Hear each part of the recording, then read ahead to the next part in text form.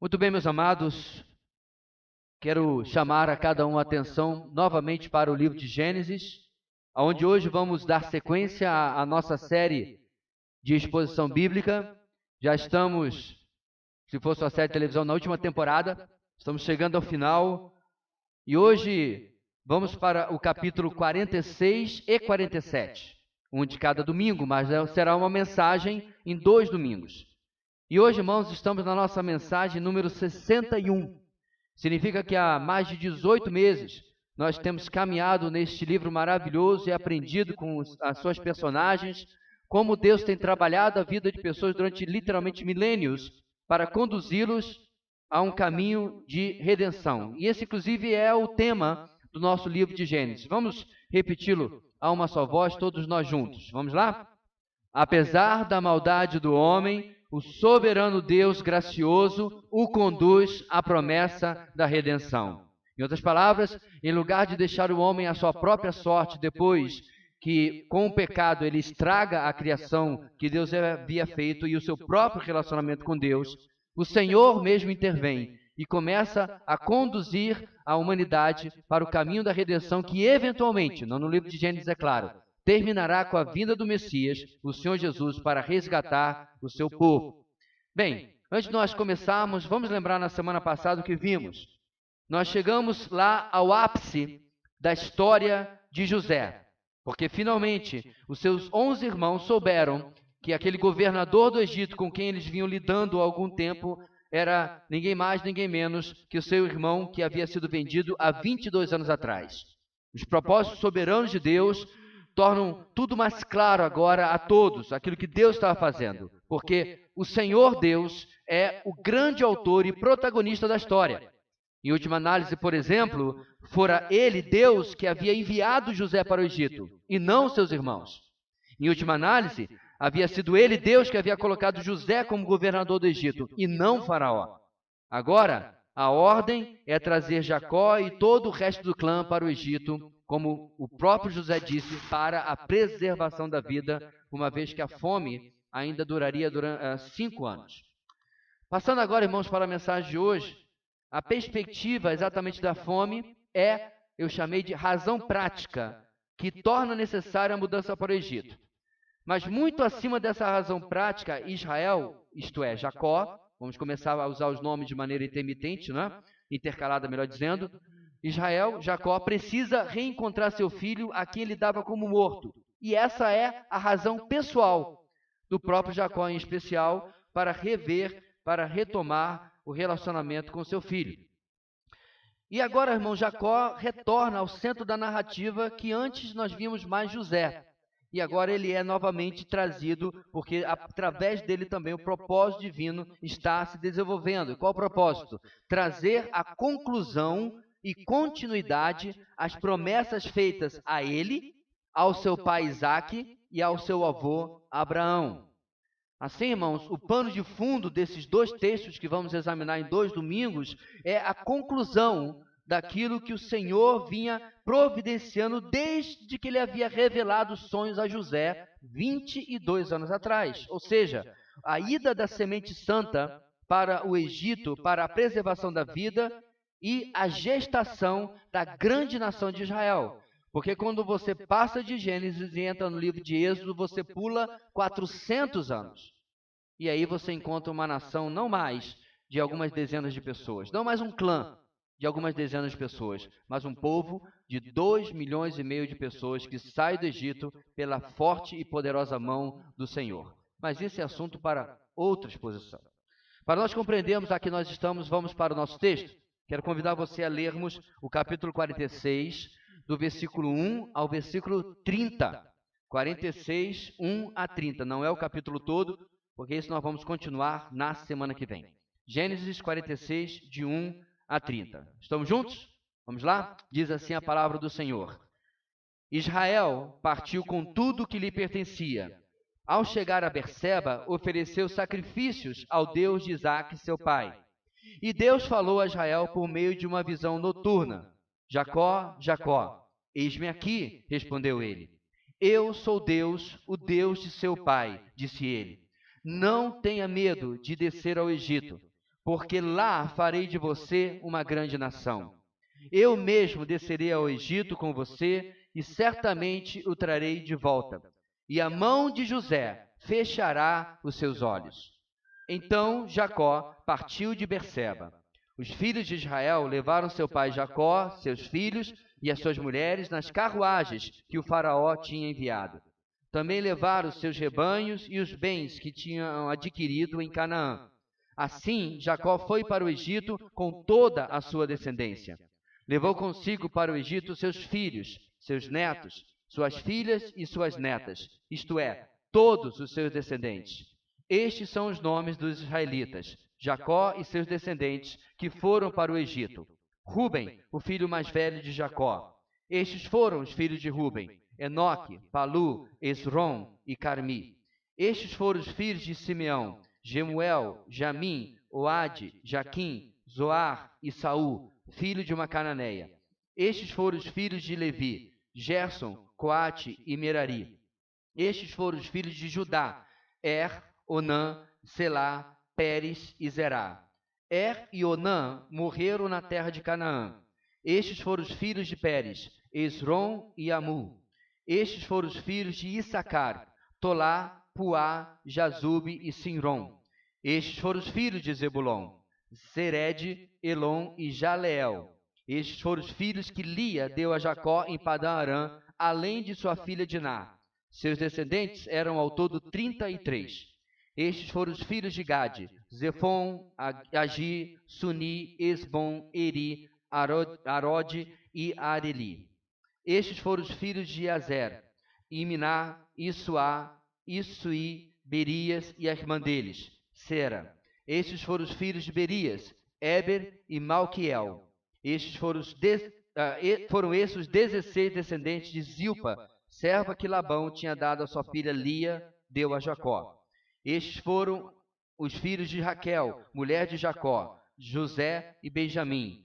Azenate, filha de Potífera, sacerdote de On, deu 2 filhos a José no Egito: Manassés e Efraim.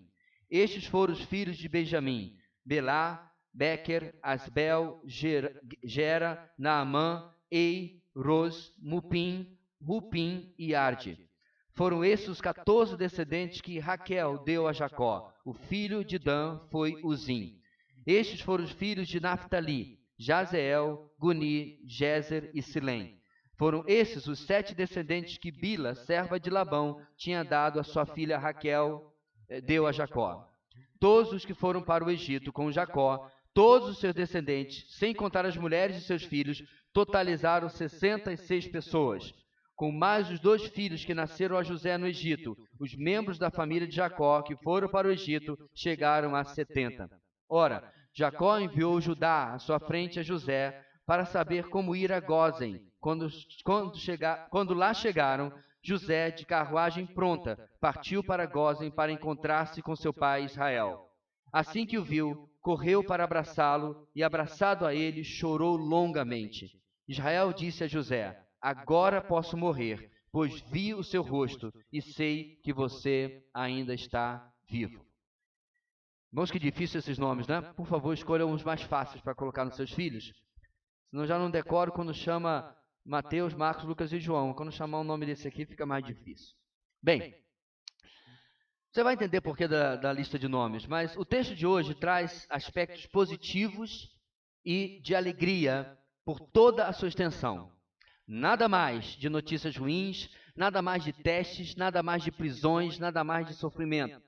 O reencontro de um pai enlutado pela pior dor que pode existir, isto é, perder um filho, é o pináculo da transformação do choro em riso, do pranto em celebração. Mas não é o tom positivo, irmãos, alegre e festivo, que são o tema da nossa passagem. Novamente, o Senhor e seus propósitos sendo realizados são o foco do nosso texto, como nós temos visto praticamente em todo o livro de Gênesis.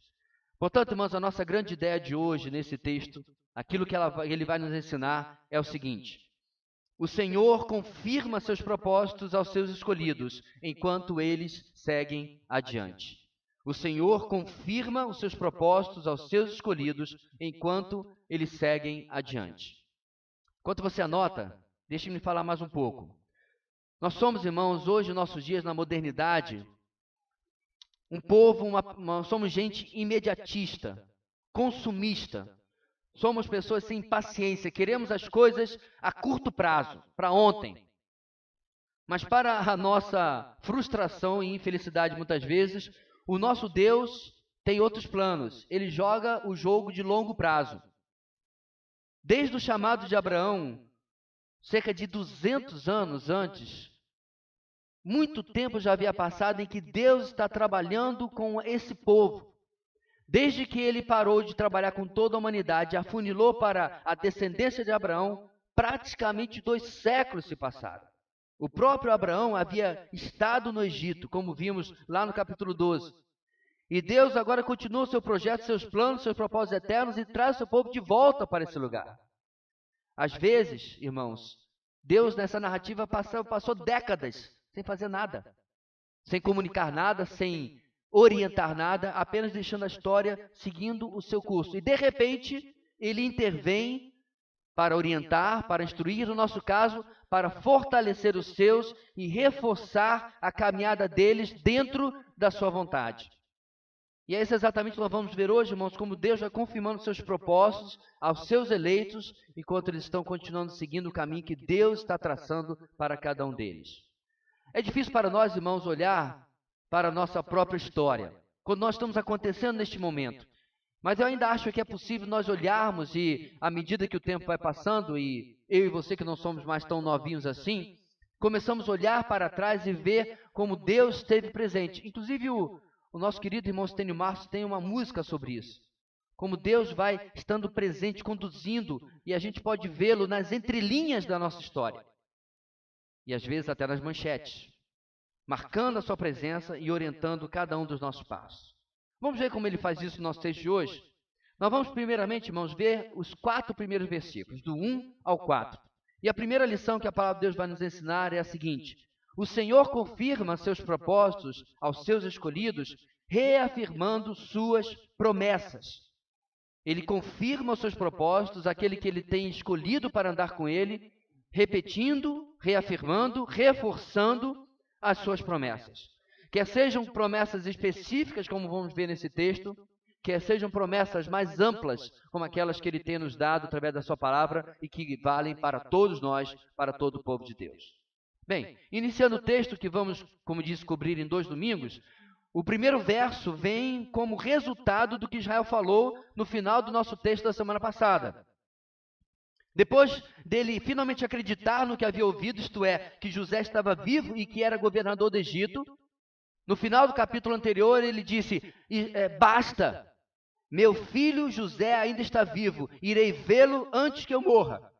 Então parece, irmãos, que do clamor, do brado de Jacó, de Israel, até o versículo 1, é como se passasse 5 minutos, mas não, porque precisava arrumar tudo, precisava levantar acampamento, precisava arrumar as crianças. E nisso ele teve que esperar um pouco, mas Deus estava já colocando em prática aquilo que ele esperava. Então, irmãos, o rico Israel, ele era um homem rico, um homem de posse já a essa altura, parte com tudo o que possuía.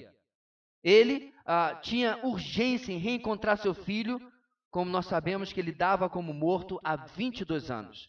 E ninguém ousaria, irmãos, é claro, recriminar um pai por esta pressa em seguir viagem.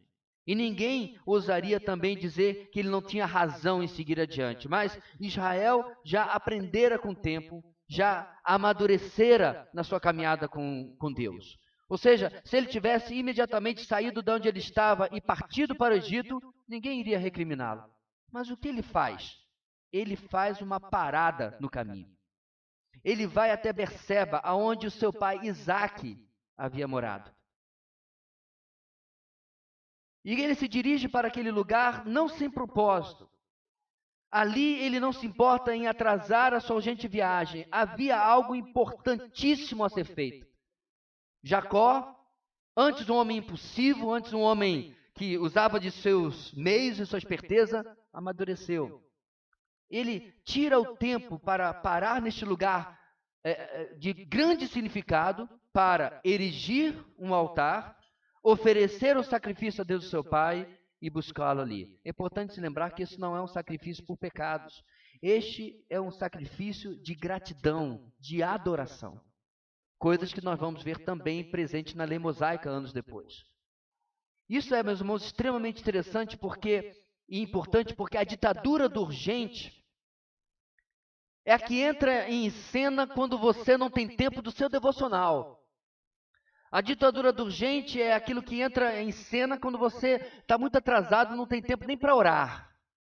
Aliás, tem um livro maravilhoso cujo título é Ocupado Demais para Deixar de Orar.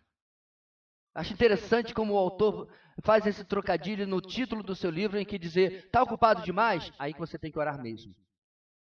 E Jacó, meus irmãos, tendo um assunto extremamente importante, reencontrar o seu filho, ele dá uma ordem à caravana. Não. Primeiro a gente vai até Berseba. Eu fico pensando em seus filhos. Meu pai, você não está com pressa de reencontrar José? Se esse diálogo aconteceu, eu também posso supor que Jacó respondeu, eu estou com mais pressa de buscar o meu Deus. E a ditadura do urgente, esse enorme obstáculo para um pacífico estilo de vida que prioriza o que é importante, não pega a Jacó nesse momento.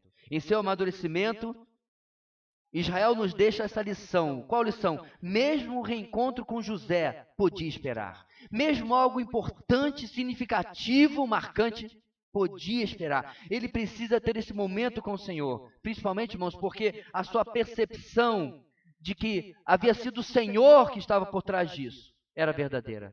A sua percepção de que aquilo era obra da mão de Deus era real, não era da boca para fora. Portanto, ele tinha que primeiro dizer, Senhor, obrigado.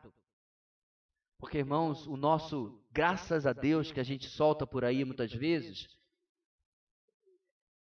é apenas uma expressão cultural. Como foi a sua viagem? Foi boa, graças a Deus. Nem orou. E qual foi o resultado da prova? Eu passei, graças a Deus. Você já ouviu alguém falar assim? Eu não passei, graças a Deus. Que demonstra com limitada também a nossa gratidão. Porque cada porta fechada, meus irmãos, é tanto amor e obra de Deus quanto a porta aberta. Sabia disso? Você tem ideia de quantas portas fechadas Deus deixou fechada? Porque seria um desastre para que eu ou você entrássemos. Então, meus irmãos, ele não faz esse graças a Deus, como se fosse um ainda bem de um incrédulo. Não. Ele para realmente ser grato ao Senhor, grato em sua adoração, e assim devemos ser nós. Grato na nossa adoração, grato no nosso serviço, grato na nossa santidade, grato no nosso estilo de vida, gratos com a nossa vida toda, enfim. Mesmo quando coisas urgentes, prementes, possam tentar buscar e roubar a nossa atenção, possamos priorizar a nossa vida com Deus. Conta-se que Lutero, à medida que a reforma avançava, tinha mais e mais pedidos de pessoas que queriam encontrá-lo e conversar com ele. E quando a pessoa que o auxiliava dizia para ele o número de pessoas que estavam marcadas para encontrar-se com ele, ele fazia o seguinte, ele acordava mais cedo para orar mais tempo, ter mais tempo com Deus e poder ter discernimento, sabedoria e saber o que fazer durante todo aquele dia. O tempo com Deus, meus irmãos, infelizmente é colocado como algo sem significado, sem valor.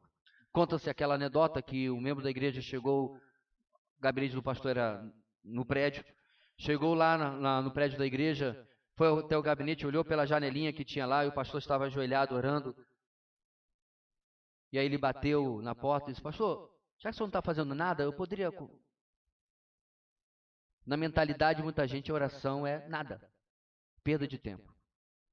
Quando, na verdade, meus irmãos, é a atitude mais ativa que nós podemos fazer, quando colocamos as coisas nas mãos do Senhor. Bem, apesar de não podermos criar aqui, irmãos, uma regra teológica, naquilo que nós vimos acontecer com Jacó, não deixa de ser necessário reconhecer o que acontece em seguida. Porque no verso 2 em diante, por causa da atitude de Jacó, há uma reação da parte de Deus. Deus se revela mais uma vez a ele, depois inclusive de muitos e muitos anos, da última vez que eles estiveram conversando. Ele chama Jacó, Jacó responde. Certamente ele não tinha, Jacó, como ter ideia de que isso aconteceria. Ou seja, o que não podemos transformar em uma regra é como Deus responderá. Mas podemos afirmar, meus irmãos, que o Senhor responde aos que o priorizam. Que o Senhor responde aos que o reconhecem como o verdadeiro agente nas suas vidas. Como vemos que Jacó está fazendo aqui. Portanto, à medida que nós olhamos o texto, não podemos afirmar, sim, Deus vai se aparecer a você, ou Deus necessariamente vai fazer isso ou aquilo, mas nós podemos ver, meus irmãos, que os olhos do nosso Deus estão buscando exatamente aqueles que o buscam, e como diz a palavra de Deus, cujo coração é totalmente dele. Somos assim?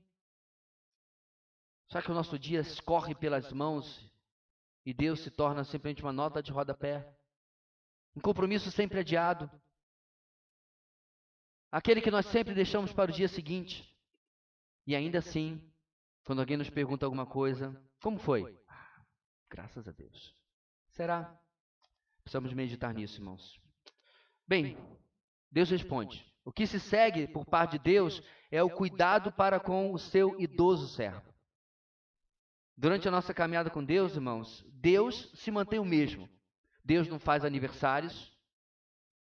Deus não amadurece, Ele não precisa aprender, Ele não sonha, não aspira, Deus é o mesmo.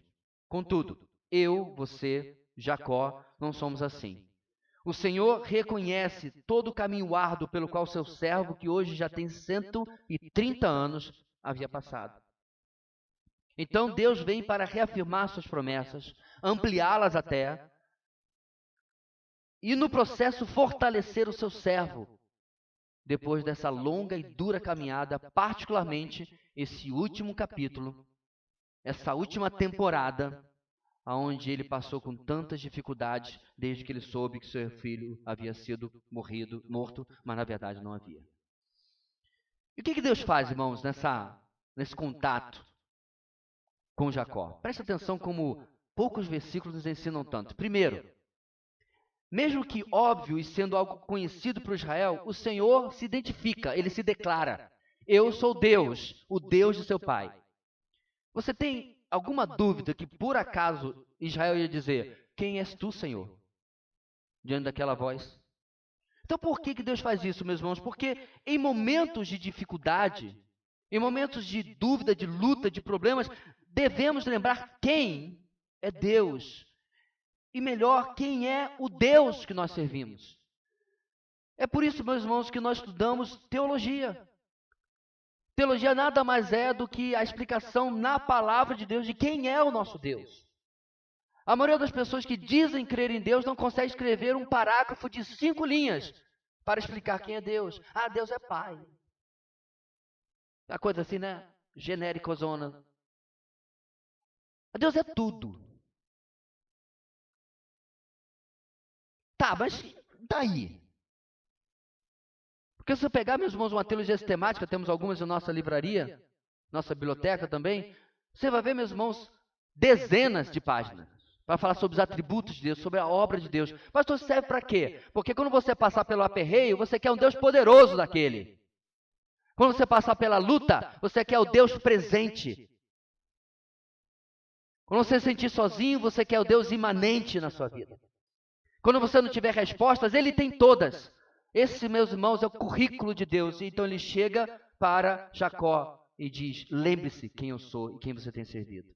Eu sou Deus seu pai, aquele que lhe tirou lá da casa de Labão, lá da sua escravidão pessoal, e lhe construiu uma grande família, e construiu um grande clã, e tudo aquilo que você tem. E aí Deus continua. Em segundo, Deus sabe que o desconhecido é uma fonte de medo, de temor, de insegurança para nós humanos. Ninguém gosta de entrar no beco escuro. Eu, particularmente, não gosto muito de viajar para lugares que eu não conheço. Eu pesquiso antes, olho as estradas. Eu não gosto de ir em lugares sem saber como é que eu saio daqui. Enfim, não gostamos do desconhecido. Então, o que Deus faz? Não tenha medo de descer ao Egito, porque lá farei de você uma grande nação. Em outras palavras, tranquilize-se, porque isso também é plano meu. Eu que estou fazendo isso. Deus está dizendo, irmãos, a cada momento que Ele precisa confiar. Em momentos de dificuldade, baseado em quem você lembrou que Deus é, saiba que o desconhecido não é desconhecido para ele, porque ele é o Deus que conhece todas as coisas. Como diz uma frase que eu ouvi na minha adolescência há tantos anos, não tenha medo do amanhã, não se preocupe com o amanhã. Deus já esteve lá. Espera aí, o verbo não está errado aí não? Deus esteve, sim. Naquilo que para nós é futuro e desconhecido, para Deus já é, ó. Já conhece tudo. Já sabe exatamente do que vai acontecer. Então, irmãos, naquilo que Ele nos ordena, saiba que Ele está cuidando de nós, está cumprindo os seus planos, está caminhando conosco. E ele continua. Aliás, antes de continuar, tal ordem que Ele dá, meus irmãos, deve ter soado um tanto quanto familiar para Israel.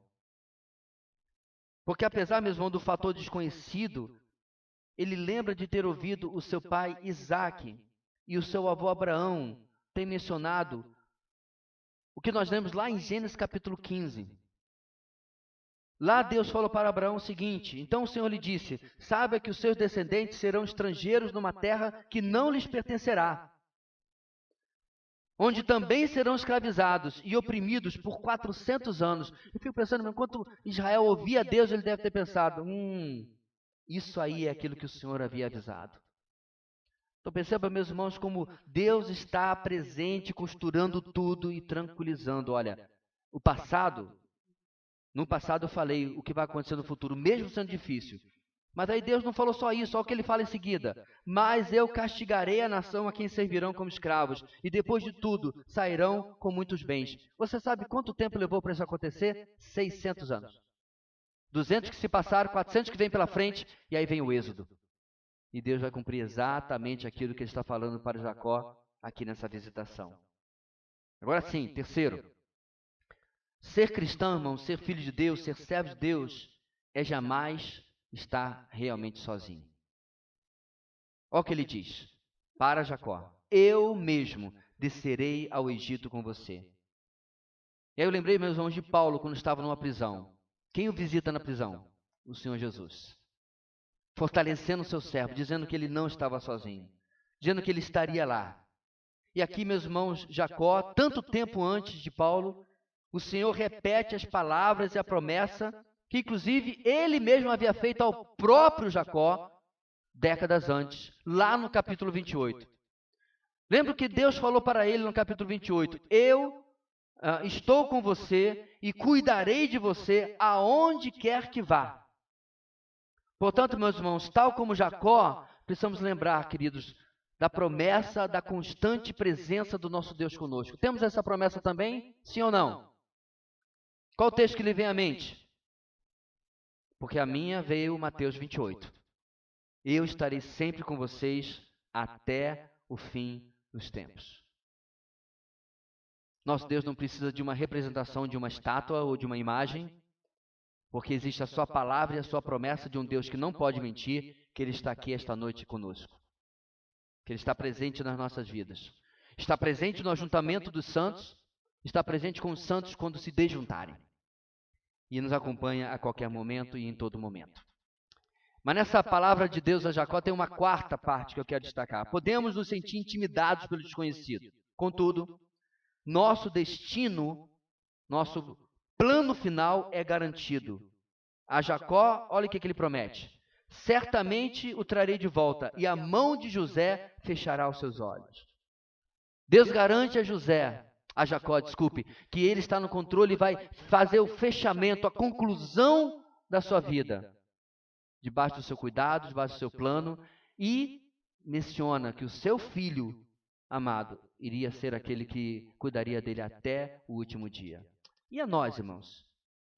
Com certeza o cuidado do Senhor pode variar na nossa vida, para cada um de nós, mas vale a pena, de uma forma geral, lembrar do que Ele cuida, do que Ele faz e do que Ele projeta para nós todos. Olha o que Ele diz, por exemplo, em Filipenses capítulo 1, versículo 6. Aquele que começou boa obra em vocês vai completá-la até o dia de Cristo Jesus. Ou seja, desde o dia que você se encontrou com Cristo até o seu último suspiro ou arrebatamento, Deus está marcando um plano. Deus não improvisa, irmãos. Deus tem um projeto para nós. Deus tem um plano para nós. Em Tito capítulo 1, versículo 2, ele fala da esperança da vida eterna, a qual o Deus que não mente prometeu antes dos tempos eternos. Uma vida cuidada aqui, uma vida garantida na eternidade. Ou seja, o mesmo cuidado, as mesmas promessas, a mesma presença que ele promete para Jacó, ele tem para nós também. Portanto, como é que ele faz isso na nossa vida? Como é que ele nos fortalece? Como é que ele nos guarda? Como é que ele nos protege? Ele faz isso reforçando as suas promessas para nós. Não negligencie o seu tempo com Deus. Não negligencie a leitura da palavra. É aí que você vai sendo lembrado, querido, de quem é Deus e o que ele deseja fazer na sua vida e o que ele já vem fazendo na sua vida. Bem, temos a confirmação do compromisso do Senhor quanto às suas promessas para nós, neste primeiro ponto. Mas, e quanto a quem irá participar dessas promessas? Será que alguns ficarão de fora? Será que nós podemos correr o risco de ficar de fora? E aí nós passamos, irmãos, para a segunda parte do nosso texto, do versículo 5 até o versículo 27, ou seja, a longa lista de nomes que nós acabamos de ler.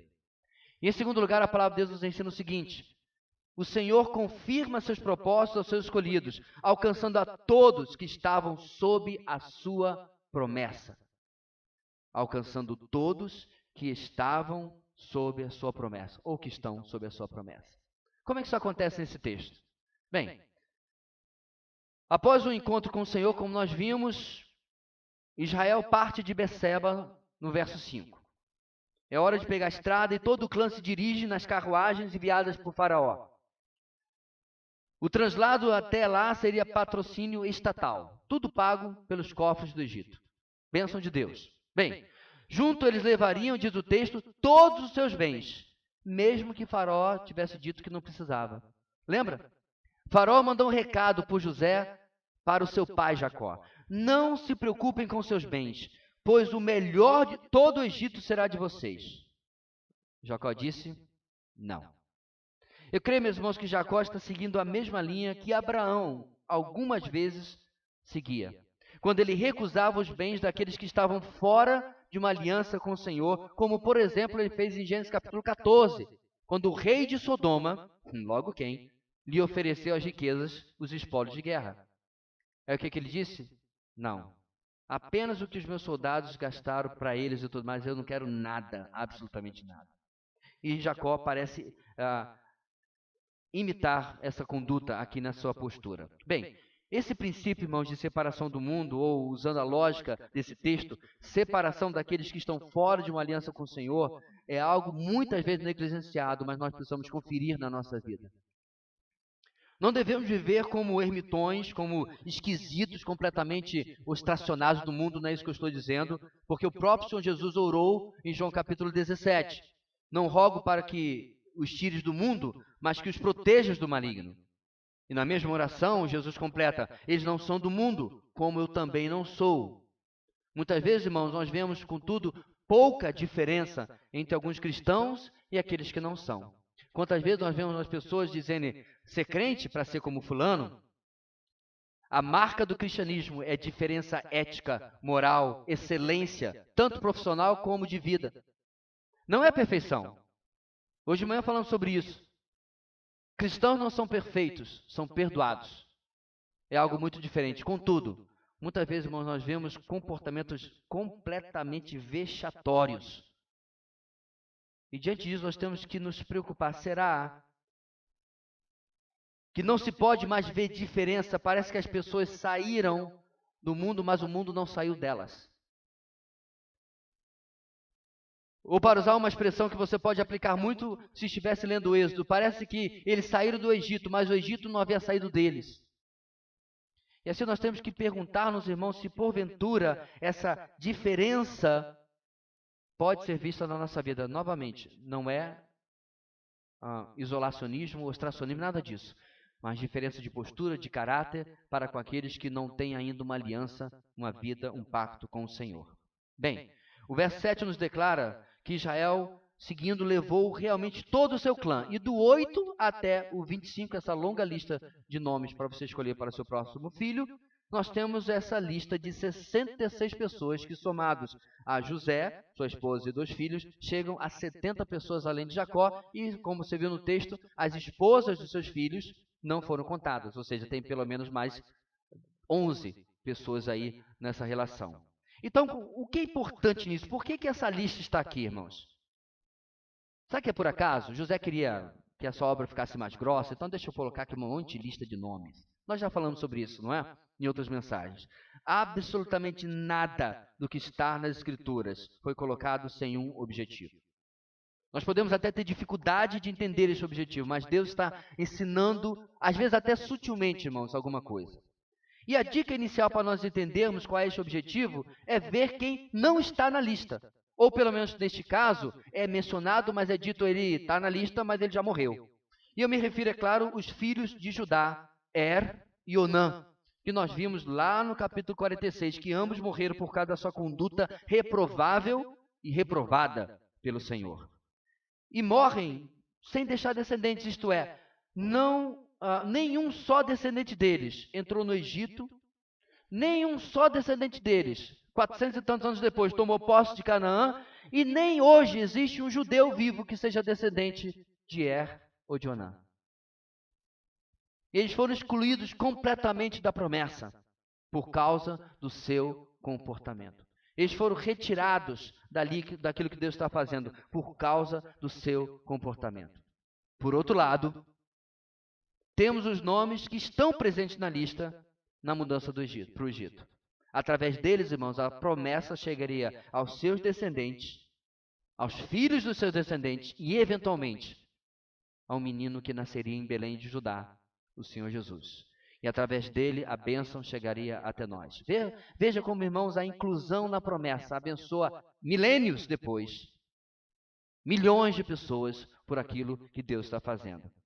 E apesar da atitude, irmãos, reprovável desses homens, pelo qual Deus os reprovou e tirou-lhes a vida, isso não significa que os demais que estavam aqui eram tão melhores assim ou perfeitos.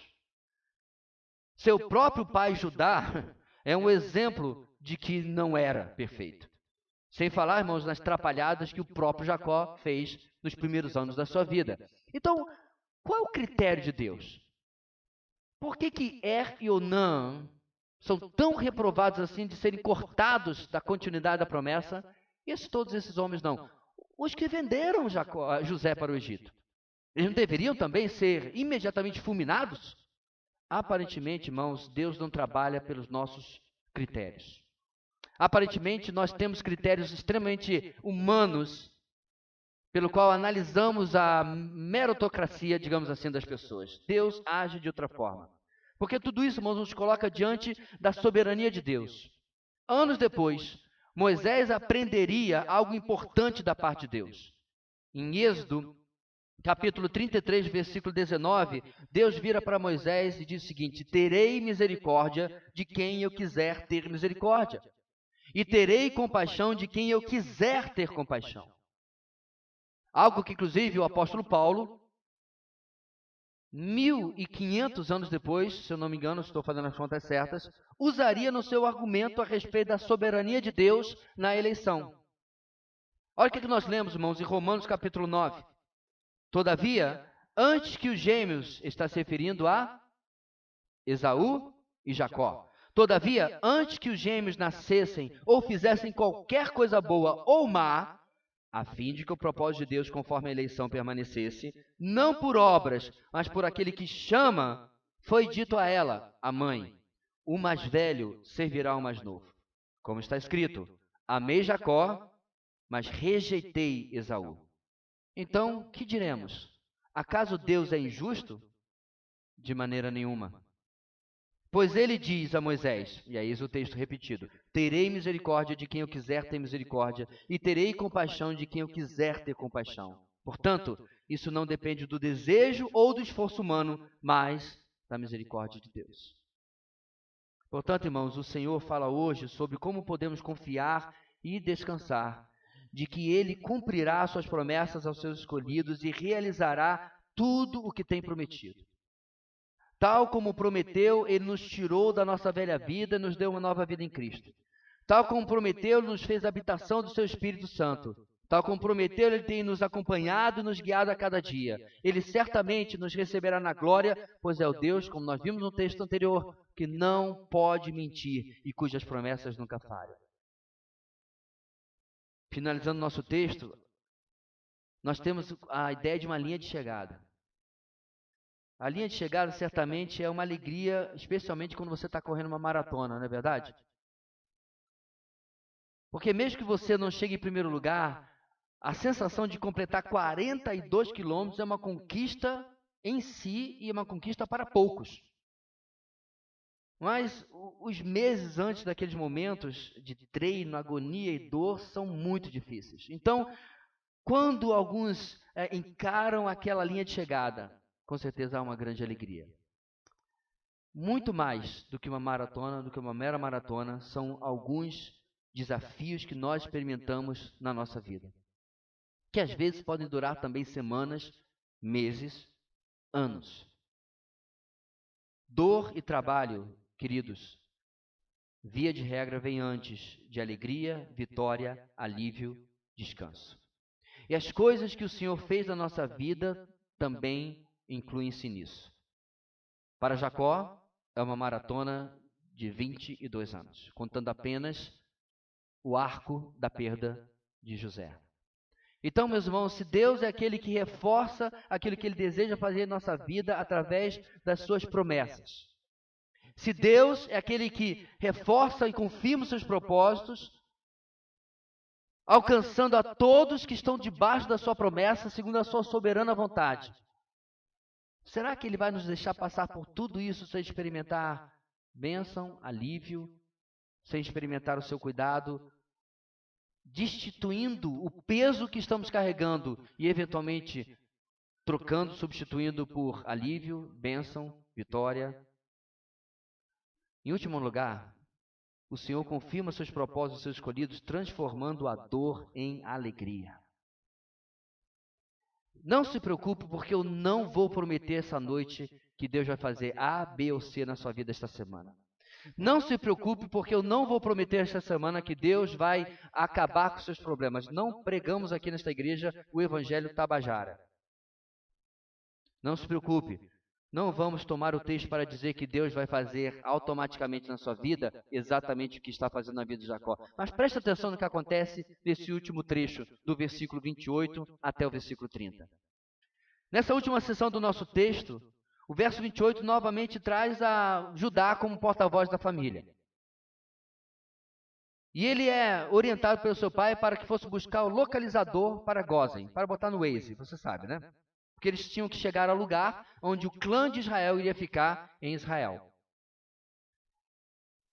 Isso, meus irmãos, a escolha de Judá, mais do que uma escolha aleatória, apenas serve para nos relembrar o papel de Judá representando a transformação realizada nele e em seus irmãos pelo Senhor.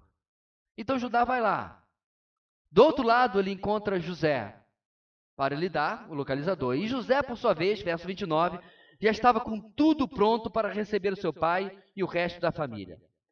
E depois de 22 anos, o sofrimento se tornou apenas uma nota de rodapé diante da alegria daquele momento. Essa alegria, por outro lado, não era apenas uma nota de rodapé.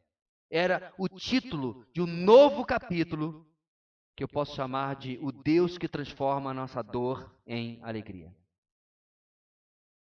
É como a palavra de Deus fala sobre a mulher que vai dar à luz. Durante o parto há muita dor, mas depois que ela toma o seu filho nas mãos, nos braços, ela nem lembra da dor que passou. É claro que isso não é verdade em todos os casos, mas o que a palavra de Deus quer comunicar, meus irmãos, é que aquilo que Deus faz em nossa vida supera qualquer dificuldade que nós possamos atravessar. O nosso Deus é aquele que toma o choro da infertilidade e troca pelo riso de Sara ao receber Isaac nas suas mãos. O nosso Deus é aquele que toma o riso dos zombadores ao redor de Jó e transforma em riso de restauração no final do livro de Jó. O nosso Deus é o Deus que traz o seu povo de volta do cativeiro na Babilônia. O Deus que é cantado e celebrado no cântico de peregrinação que nós encontramos no Salmo 126. Olha o que diz esse texto. Quando o Senhor trouxe os cativos de volta a Sião, foi como um sonho. Então a nossa boca encheu-se de riso. 70 anos de cativeiro, mas a nossa boca se encheu de riso. E a nossa língua de cantos de alegria. Até nas outras nações se dizia, o Senhor fez coisas grandiosas por este povo. Sim, coisas grandiosas fez o Senhor por nós, por isso estamos alegres. Senhor, restaura-nos, como enches o leito dos ribeiros no deserto. Aquele que semeia com lágrimas, com cantos de alegria colherão. Aquele que sai chorando enquanto lança semente, voltará com cantos de alegria, trazendo os seus feixes. Nenhum sofrimento é para sempre. Nenhuma dor é para sempre, porque o nosso Deus tem outros planos para nós. Ele é o Deus, meus irmãos, que olha da eternidade o nosso sofrimento temporal e projeta uma eternidade de paz e felicidade. Uma eternidade na qual Ele enxugará dos seus olhos toda lágrima. Não haverá morte, nem tristeza, nem choro, nem dor, pois a antiga ordem já passou. Apocalipse 21, versículo 4. Você sabe por que disso tudo? Sabe por que o Senhor faz tudo dessa maneira? Porque, meus irmãos, Ele ainda é o Deus que diz a nós o que disse a Jeremias. Porque sou eu que conheço os planos que tenho para vocês, diz o Senhor. Planos de fazê-los prosperar e não de lhes causar dano. Plano de dar-lhes esperança e um futuro. Irmãos, Ele ainda é o Deus que levou Paulo a escrever aos Romanos e a nós também. Considero que os nossos sofrimentos atuais não podem ser comparados com a glória que em nós será revelada. E ele diz, a natureza criada aguarda com grande expectativa que os filhos de Deus sejam revelados.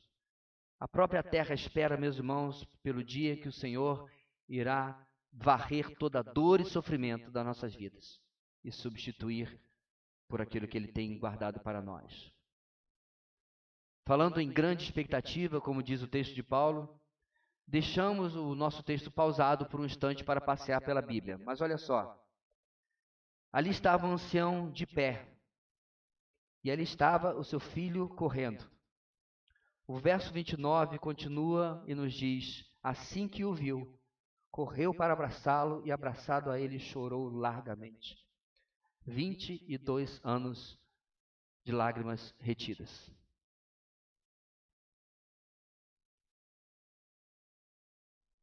Dava um senhor clipe passar o que passava na mente de José. Ele dentro da cisterna, ele clamando aos seus irmãos, ele acorrentado, arrastado pelos mercadores, ele no mercado de escravos, Potifar dando lance por ele, ele sendo injustiçado pela mulher de Potifar e por Potifar, ele na prisão, ele sendo esquecido na prisão.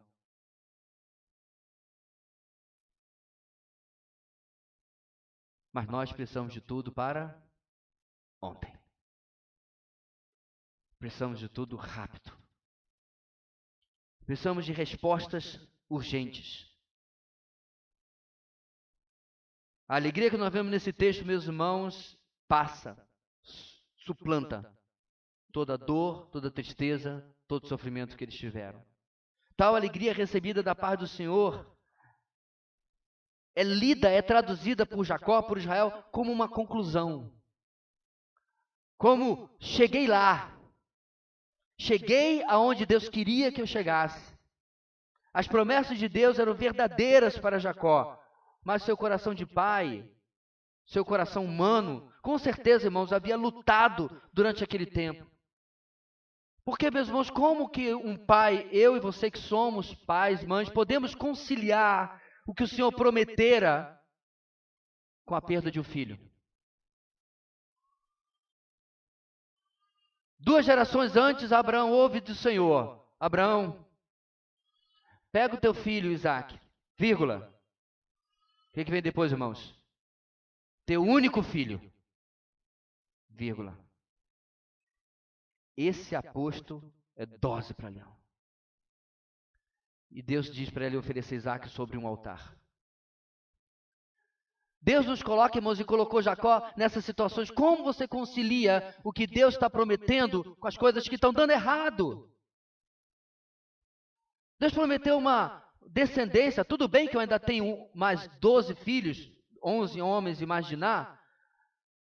Mas por que por José a descendência não vai ser mais? Porque foi isso que ele se questionou durante 22 anos. Mas agora, meus irmãos, a resposta de Deus estava ali na sua frente. Não mais um menino de 17 anos, mas um homem de 39 anos, poderoso e respeitado na terra do Egito. Agora, meus irmãos, os sonhos do passado faziam sentido. Tudo fazia sentido. E, aliás, meus irmãos, tudo faz sentido quando nós nos submetemos à vontade do Senhor. As coisas ficam nebulosas é quando nós lutamos. As coisas ficam confusas é quando nós queremos fazer cabo de guerra com Deus. As coisas ficam difíceis quando nós ficamos disputando com Deus entre a vontade e o querer dele e a nossa. Talvez tenham ficado muito nebulosas e confusas durante esses anos para Jacó, mas não mais. Agora, ele está entendendo tudo o que Deus está fazendo até esse momento na sua vida, através da sua vida, através da sua família. Irmãos, não temos como saber o que vem mesmo no nosso próximo segundo da nossa vida. Nós não temos nenhuma previsão. Nós podemos supor, nós podemos até tentar adivinhar, mas não há certeza. O que vem em seguida? Nós podemos, esta semana, que inicia hoje, ter uma semana extremamente tranquila. Ou, amanhã, o telefone toca. E a preocupação, a ansiedade, a tragédia vem em uma ligação. Não temos controle nenhum. Então, os desafios do Senhor para nós e suas ordens, elas não vêm com o roteiro pronto. Não vem com o roteiro previamente revelado a nós.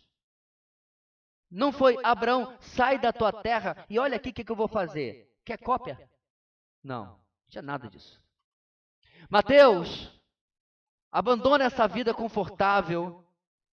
Ele era publicano, cobrador de impostos. Ganhava em um mês de Roma o que famílias inteiras não ganhavam a vida inteira em Jerusalém. Mateus, segue-me.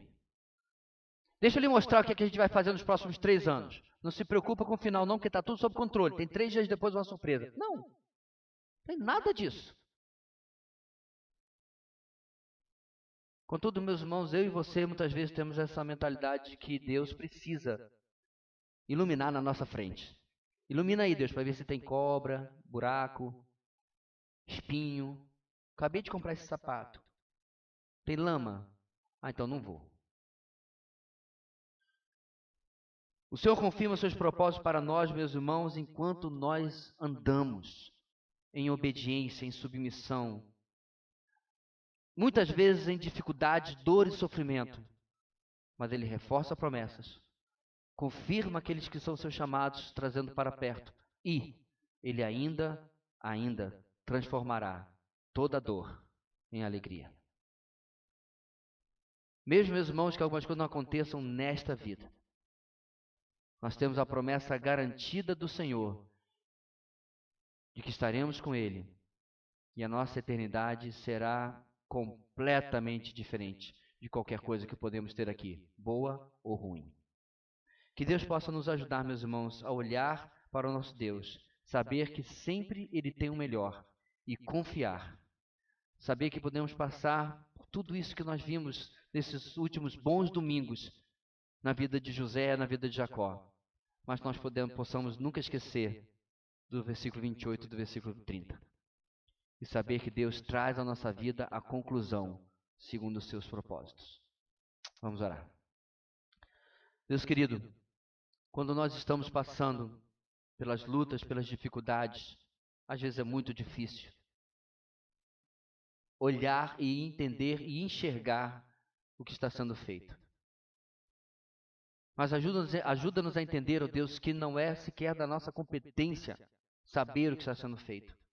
A nós nos cabe nos obedecer, nos submeter Mesmo quando pessoas disserem que não faz sentido manter-nos fiéis, que não faz sentido manter-nos obedecendo, possamos compreender, ó Deus, que o que importa é que para o Senhor faz sentido. E que eventualmente na nossa história, na nossa trajetória, enquanto seguimos servindo ao Senhor, tudo fará sentido. E à medida que amadurecemos, podemos confiar no Deus que cuida de nós e que nos guia a cada dia na sua vontade. Em nome dele que nós oramos, em nome de Jesus. Amém e amém. Deixa eu chamar o irmão Cédric que nos dirigisse numa palavra de oração final. Irmãos queridos, Deus abençoe esta semana.